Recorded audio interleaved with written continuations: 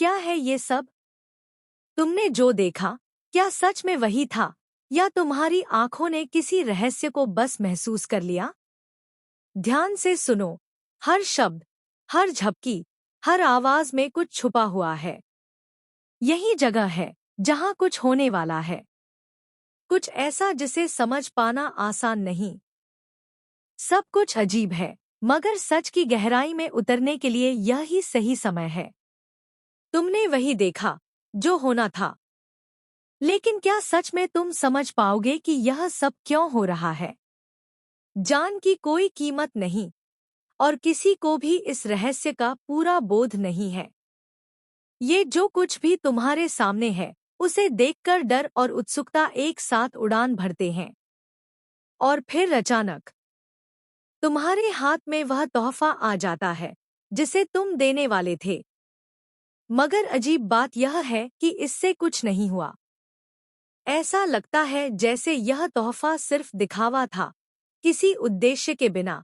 लेकिन असली खेल अभी बाकी है। एक बार, बस एक बार, मेरा हाथ तुम्हारे हाथ से टकराया। उस क्षण कुछ भी नहीं चाहिए था।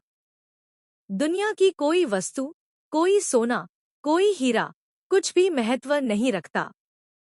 यही वह पल है जब मैं महसूस करता हूँ कि यह नारी मेरी पूजा के योग्य है। हर एक वस्तु, हर एक स्मृति, हर एक कदम उसकी पवित्रता का प्रमाण है।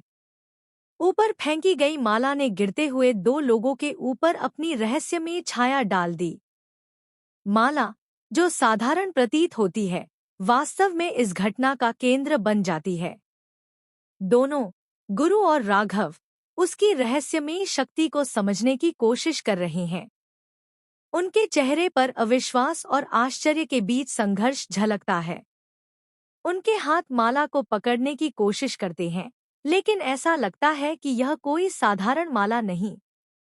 इसकी पकड़ किसी की समझ से परे है। यह असंभव है, गुरु कहता है। लेकिन राघव के दिल में एक अजीब सी शांति है, एक विश्वास जो शब्दों में नहीं आ सकता। जैसे ही समय बीतता है, लगता है कि हमारी प्रस्थान का समय आ गया है।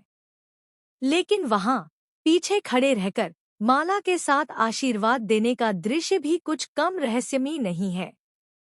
उनका आशीर्वाद सिर्फ एक परंपरा नहीं है, यह उस गहराई का प्रतीक है जिसे केवल वे दोनों समझ सकते हैं।